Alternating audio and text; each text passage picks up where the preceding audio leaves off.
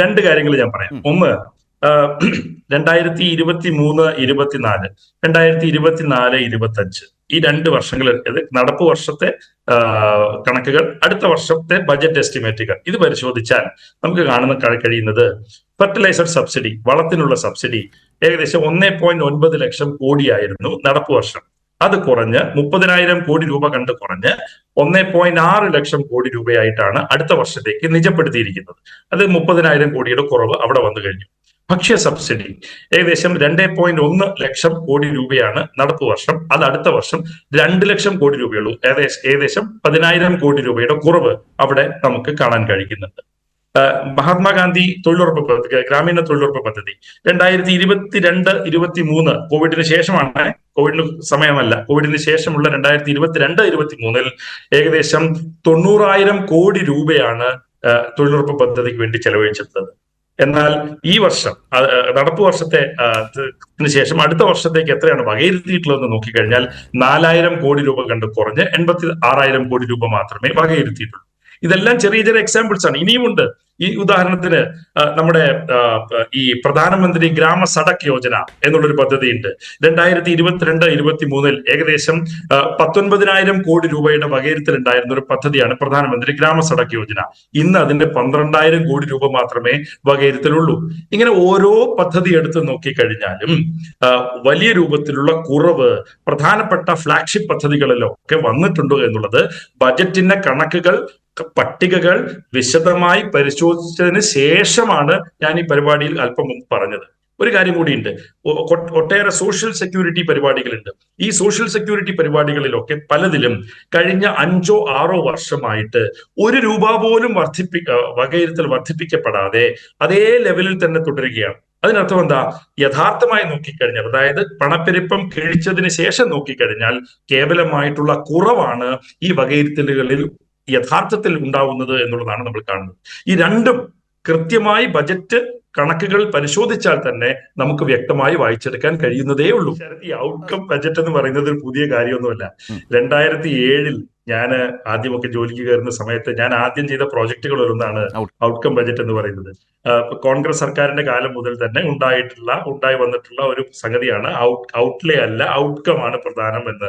ഈ outcome budget എന്ന ആശയം കുറെ കഴിഞ്ഞപ്പോൾ കേന്ദ്ര ധനകാര്യ മന്ത്രാലയവും അന്നത്തെ പ്ലാനിംഗ് കമ്മീഷനും തന്നെ പ്രായോഗികമല്ല എന്ന് കണ്ട് ഡിസ്കാർഡ് ചെയ്യുകയും ചെയ്തിരുന്നു. ഈ ഔട്ട്കം എന്ന് പറയുന്നതല്ലാതെ അതിൻ്റെ അകത്ത് കൃത്യമായിട്ടുള്ള ഒരു രീതിശാസ്ത്രമോ ഒന്നും നമുക്ക് ഇനിയും ലഭ്യമല്ല. എത്രയോ 10-15 വർഷമായി ഞാനിത് കേൾക്കാൻ തുടങ്ങിയിട്ട്. അതുകൊണ്ട് അതിൽ വലിയ അർത്ഥമൊന്നുമില്ല. ഔട്ട്ലേ വർദ്ധിപ്പിക്കാതെ ഔട്ട്കം വർദ്ധിപ്പിക്കാം എന്ന് പറയുന്നത് ഒരു തിയറിറ്റിക്കൽ ആർഗ്യുമെന്റ് മാത്രമാണ്. ഔട്ട്ലേ വർദ്ധിപ്പിച്ചാൽ മാത്രമേ പലപ്പോഴും നമുക്ക് ഔട്ട്കമുകൾ വർദ്ധിപ്പിക്കാൻ കഴിയുകയുള്ളൂ. ഔട്ട്കം എന്ന് പറയുന്നത്, ഔട്ട്കമിലേക്ക് ശ്രദ്ധ കേന്ദ്രീകരിക്കുന്നത് പലപ്പോഴും ഔട്ട്ലേ കുറയ്ക്കുന്നതിനുള്ള ഒരു ജസ്റ്റിഫിക്കേഷനായി മാറാറുമുണ്ട്. അതാണ് നവലിബറൽ കാലത്ത് നമ്മൾ കണ്ടുവന്നിട്ടുള്ളത്. അതൊക്കെ വളരെ അപകടകരമായിട്ടുള്ള കാര്യങ്ങളാണ്. ഔട്ട്ലേയിൽ തന്നെ നിൽക്കുന്നതാണ് പലപ്പോഴും നല്ലത്. ഔട്ട്കം ഉപയോഗിക്കുന്നത് ചില സമയങ്ങളിൽ ഉപയോഗകരമാകും എന്ന് മാത്രമേ ഉള്ളൂ.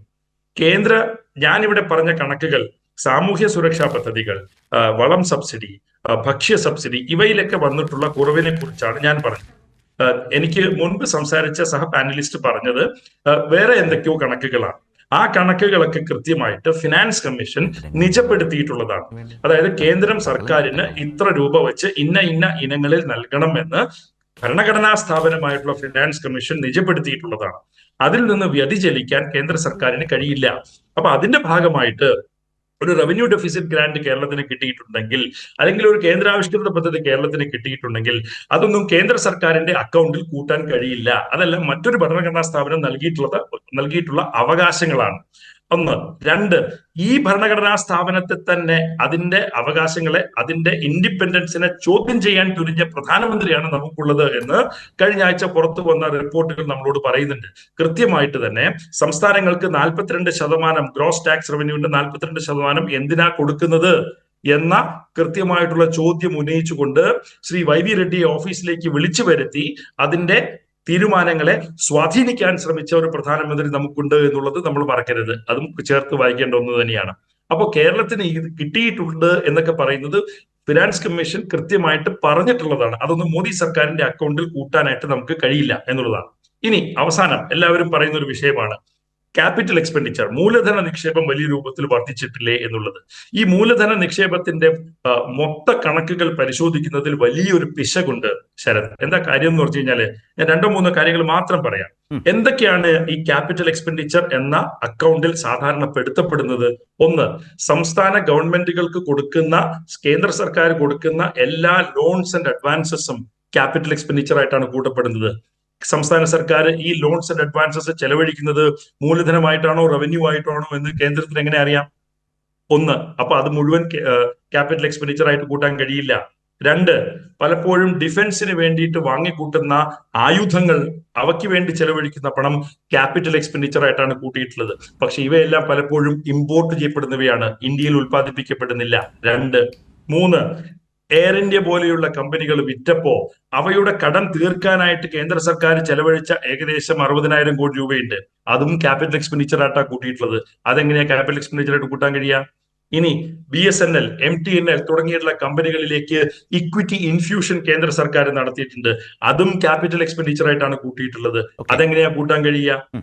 അപ്പോ റവന്യൂ ചെലവ് എന്ന് കൃത്യമായി നമുക്ക് ബോധ്യമുള്ള ഒരുപാട് കാര്യങ്ങളെ ക്യാപിറ്റൽ എക്സ്പെൻഡിച്ചർ അല്ലെങ്കിൽ മൂലധന ചെലവാണ് എന്ന് പറഞ്ഞ് ഡ്രസ്സപ്പ് ചെയ്തുകൊണ്ട് അവതരിപ്പിച്ചത് കൊണ്ട് നാട്ടിൽ മൂലധന നിക്ഷേപം കൂടുകയോ തൊഴിലവസരങ്ങൾ വർദ്ധിക്കുകയോ ചെയ്യില്ല.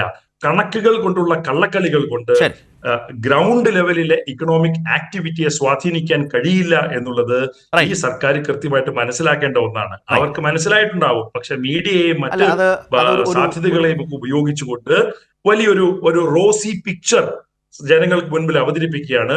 ഇന്ന് ഇന്ത്യയിൽ നോൺ റിന്യൂവബിൾ എനർജി എടുത്ത് നോക്കിക്കഴിഞ്ഞാലും ക്ലൈമറ്റ് ഫ്രണ്ട്ലി ആയിട്ടുള്ള എനർജി പോളിസീസ് എടുത്ത് നോക്കിയാലും ഇന്ത്യയിൽ ഏറ്റവും ഉയർന്നു നിൽക്കുന്ന, ഏറ്റവും മെച്ചപ്പെട്ട പ്രവർത്തനം നടത്തുന്ന, ഏറ്റവും കാര്യക്ഷമമായ പ്രവർത്തനം നടത്തുന്ന ആദ്യത്തെ 3 സംസ്ഥാനങ്ങളിൽ ഒന്ന് നിരന്തരമായി കേരളമാണ്. അതിന് കിട്ടുന്ന അവാർഡുകൾ, അതിന് വിവിധ ഏജൻസികൾ, നീതി ആയോഗും വിവിധ സർക്കാർ ഏജൻസികളും തന്നെ ഇതിന് പുറപ്പെടുവിച്ചിട്ടുള്ള റാങ്കിങ് റിപ്പോർട്ടുകളുണ്ട്. അവയെല്ലാം നോക്കിക്കഴിഞ്ഞാൽ ആദ്യത്തെ 3 സംസ്ഥാനങ്ങളിൽ കേരളം നിരന്തരമായി ഇടം പിടിക്കുന്നുണ്ട്. അപ്പോൾ കേരളം ഇതൊക്കെ വളരെ വളരെ നേരത്തെ തന്നെ ഈ വിഷയങ്ങളിലേക്ക്, ഇലക്ട്രിക് വെഹിക്കിളിന്റെ കാര്യത്തിലായാലും, അതുപോലെ തന്നെ പുരപ്പുറത്തെ സോളാർ പദ്ധതി ആയാലും, അതുപോലെ തന്നെ കുട്ടനാട്ടിലെ പമ്പുകളുടെ സോളാറൈസേഷൻ ആയാലും, ഇതെല്ലാം കേരളം എത്രയോ മുമ്പ് തന്നെ ഈ വിഷയത്തിലേക്ക് ഇറങ്ങിക്കഴിഞ്ഞിട്ടുള്ള മേഖലകളാണ്. അപ്പൊ അതിലൊന്നും ഈ കേന്ദ്ര ബജറ്റ് വളരെ വൈകിയാണ് ആ മേഖലകളിലേക്ക് വന്നിട്ടുള്ളത് എന്ന് മാത്രമേ നമുക്ക് പറയാൻ കഴിയൂ. ബജറ്റ് എന്ന് പറയുന്നത് കയ്യിൽ കിട്ടുന്ന പണം ചെലവഴിക്കുക എന്നുള്ളതാണല്ലോ. ഈ സർക്കാർ ഈ ബജറ്റിന്റെ ഭാഗമായിട്ട് പുറപ്പെടുവിച്ചിട്ടുള്ള റിപ്പോർട്ടിൽ, അനുബന്ധമായിട്ടുള്ള റിപ്പോർട്ടിൽ കാണിക്കുന്നത് കേന്ദ്ര സർക്കാരിന്റെ ഗ്രോസ് ടാക്സ് റവന്യൂ, മൊത്തം നികുതി വരുമാനം GDPയുടെ ശതമാനമാക്കി നോക്കിക്കഴിഞ്ഞാൽ 11.6% നിന്ന് വർദ്ധിച്ച് 11.7% എന്ന് പറയുന്നുണ്ട്. അതായത് 0.1% ഓഫ് ദ GDP ആണ് ഗ്രോസ് ടാക്സ് റവന്യൂ വർദ്ധിക്കാൻ പോകുന്നത്. മറുവശത്ത് നികുതി ഇതര വരുമാനം നോക്കിക്കഴിഞ്ഞാൽ 1.3% നിന്ന് കുറഞ്ഞ് 1.2% മാറും. അപ്പോ gross tax revenue non tax revenue കൂടെ കൂട്ടിക്കഴിഞ്ഞാൽ ഒരു മാറ്റവും GDPയുടെ ശതമാനമായിട്ട് ഈ വർഷവും അടുത്ത വർഷവുമായിട്ട് ഉണ്ടാവാൻ പോകുന്നില്ല. We are where we were, number 1. പക്ഷേ മറുവശത്ത് ധനകമ്മി എടുത്തു നോക്കൂ. ധനകമ്മിയുടെ പ്രൊജക്ഷൻ എന്താ? ഈ വർഷത്തെ 5.8% നിന്ന് അടുത്ത വർഷം 5.1% ധനകമ്മി കുറയ്ക്കും എന്നുള്ളതാണ് പ്രഖ്യാപനം. അതിനർത്ഥം എന്താ? നിങ്ങളുടെ നികുതിയേതര വരുമാനം കൂടുന്നില്ല, എന്നാൽ ധനകമ്മി കുറയും. അതിനർത്ഥം എന്താ? ഒരൊറ്റ അർത്ഥമേ ഉള്ളൂ, ചെലവുകൾ വലിയ രൂപത്തിൽ വെട്ടിക്കുറയ്ക്കപ്പെടും. ചെലവുകൾ വലിയ രൂപത്തിൽ വെട്ടിക്കുറച്ചാൽ മാത്രമേ